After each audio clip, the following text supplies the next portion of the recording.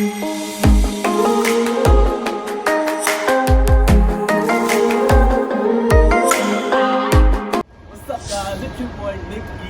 we're down here at City Hall in St.Joe City. Today we're going to be going in, meeting with the city manager, Hodgson.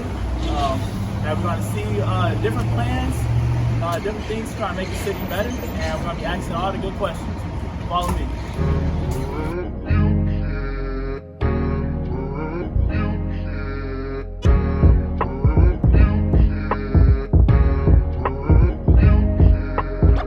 My heart and tongue are fighting, my mind is undecided. It's not like Trump and Biden, it's more like something private. Like when your cousin's fighting, one of them get excited. You can't just jump the gun and pick a side and jump inside it. Remember Pontius Pilate hung a God and justified it. The truth is slow cause someone's always in a rush to hide it. The lies is golden cause the devil got a touch of Midas. The soul is brighter cause the Holy Ghost is ultraviolet. The tongue is violent when the spirit starts to hunger striking. The thunder lightning makes the heart go under bunkers hiding.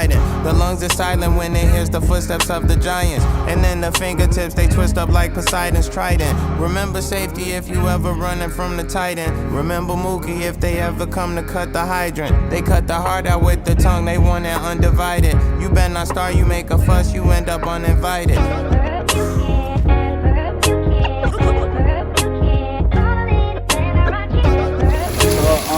What is like a thing that you love most about what you do in this area of St.Joe City? Well, I like it when we're able to do something that really makes things better for the community. They may not be the biggest things all the time. I mean, there are projects that we're looking at, that are fantastic. The carousel building, the whirlpool compass fountain. I get a particular kick out of some of the littler things that I've worked on. If we kept walking a half a mile down this sidewalk, you'd see the sidewalk goes to 12 feet wide instead of 10 feet wide. And I think that makes it a lot more comfortable for that way, a couple people walking each direction can pass each other without being crowded. For bicyclists, a little thing like that. The historic sites that we have walking around, it's not a huge project, it's not an expensive project, but it's something that helps people learn about the history of the community and understand what was here maybe before they were. Help set themselves in context. I love that sort of thing that helps people connect to the place and improve their quality of life. So what is something that made you want to get into city government and be tight-knit with the community and things like that? I totally fell into it. In high school, it never would have crossed my mind. I started out, I wasn't very good at finding a job coming out of high school. I was behind the curve looking for summer employment. I ended up with the city Public Works Department, honestly, almost as a last resort. I was friends with the city manager's son, and I thought, well, his dad's got a business, maybe I can apply there, and they still need somebody for the back of the garbage truck. So I got on, and the second summer they moved me up to City Hall, and working with the folks up there, in particular, I'll say working with the finance director at the time, a fellow named Ron Momini. Frankly, just one of the finest human beings I've ever met. Just a fantastic guy, and the way he cared about taking care of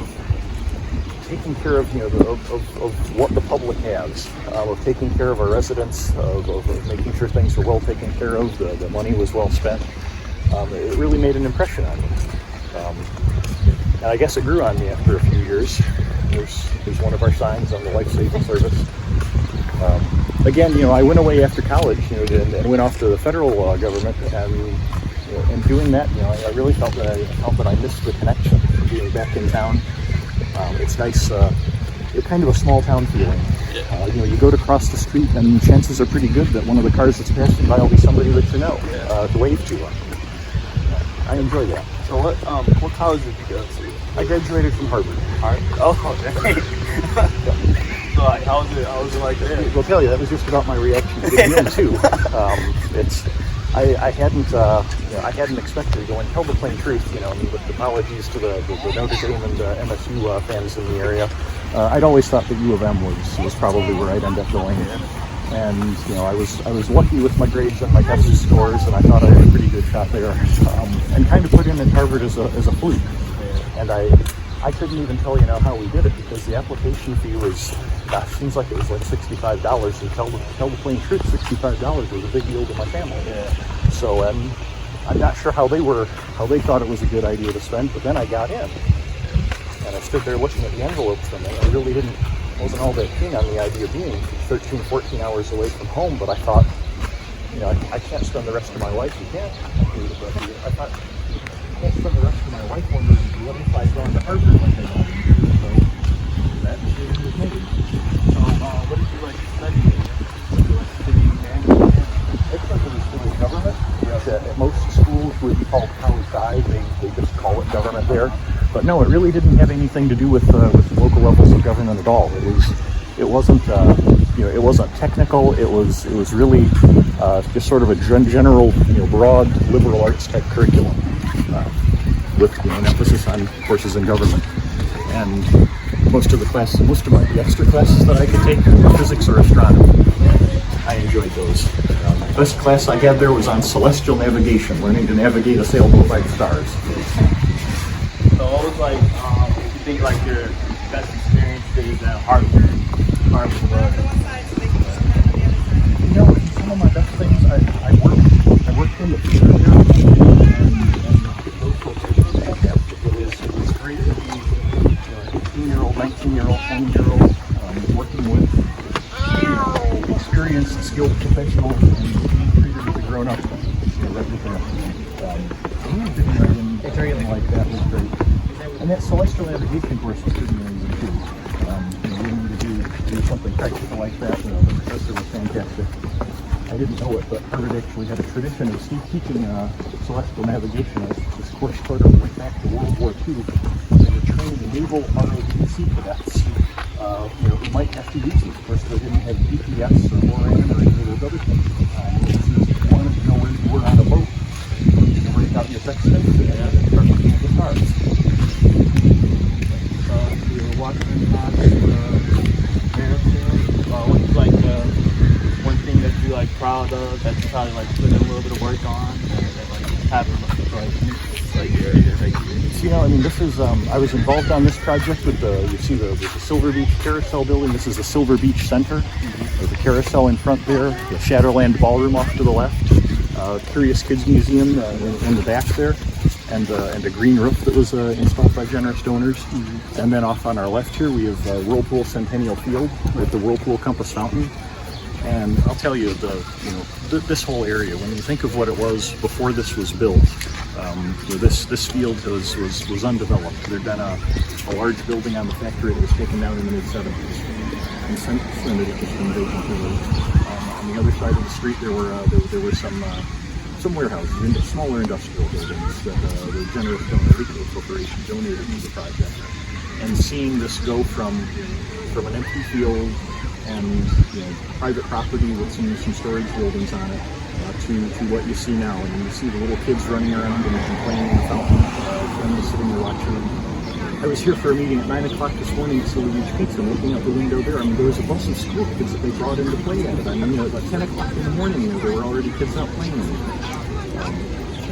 It makes a tremendous impact on the whole community. But most of probably the city functions and stuff and different city plans, is most of the funding funded by taxes or generous donors, or what are most funding for different projects?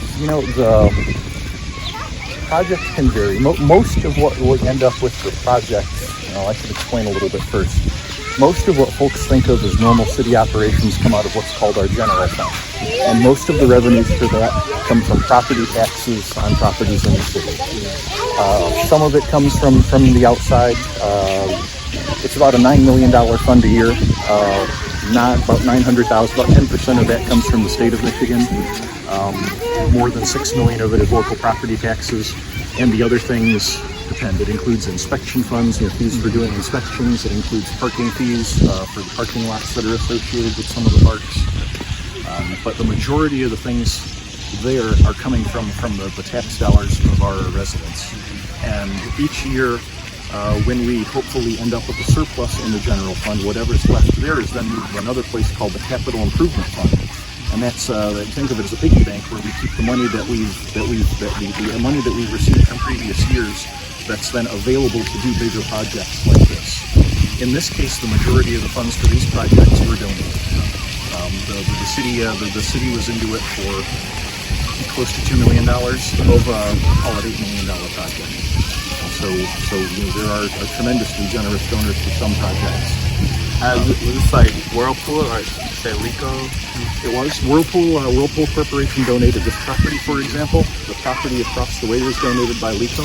There were other Gas and Fallon found families donated funds for the project, and there were others that I'm numerous to name. Yeah, I know up by the pier area, there's like a different, like, I think it's like a bench full of like different like names and families that incorporated and put funding into things like that. So There are. yeah. So what is like a good thing about like you like being with the community? Like, what does that make you feel like when you're trying to get the community involved in like different activities, different fundraising? Like, what is something that you enjoy about that? Just connecting with the people here. I mean, this is my home. I grew up here. There are a lot of long-term residents. I've lived in my house for more than 20 years, and I suspect there's still an awful lot of folks that just think of it as the old Berkner place, not the new Hodgson place. There are a lot of people with very deep roots here. People who not only I went to school, I may have gone to school with them, I may have gone to school with their parents, I may have gone to school with their children. There are just generations of folks that I know here.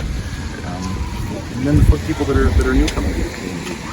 I really enjoy seeing, we have neighborhood meetings and getting to see folks face to face is something that frankly, I mean, I wish I had more time to do. I'd like to be out in the community much more than behind my desk. Yeah.